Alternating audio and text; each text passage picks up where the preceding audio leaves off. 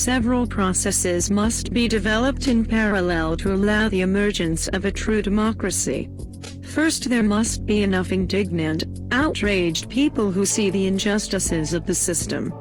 We need a general awareness about the nature of our societies. We live in an oligarchy, not in a democracy. The links between our political systems and economic and social problems must be explained, the injustices on the many brought upon by the minority ruling class.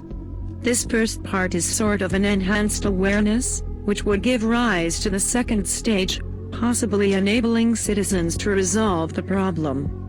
The revolution therefore requires a general mobilization of all indignant, not only against the current system, but mostly for a concrete alternative.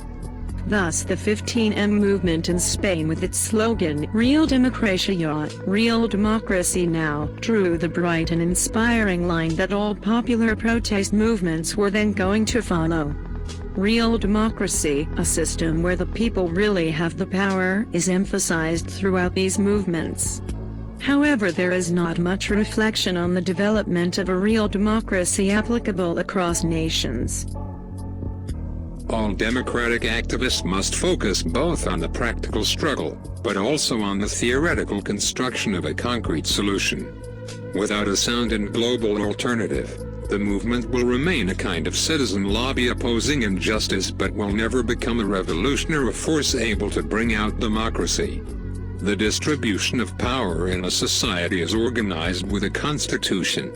Currently, constitutions were written by politicians and elites who have granted privileges and have allowed the triumph of private interests over the general interests. It is important to write one or several democratic constitutions, impossible to corrupt, that could be proposed as soon as possible as an alternative solution to all citizens. This requires forming interconnected working groups in charge of thinking through and writing constitutions to be submitted to popular assemblies, which will improve with criticism and debate with other productions. The process will ripen when one or several democratic constitutions eventually achieve consensus in the popular movements. The final step, the overthrow of existing institutions and the establishment of the new system, could then be considered.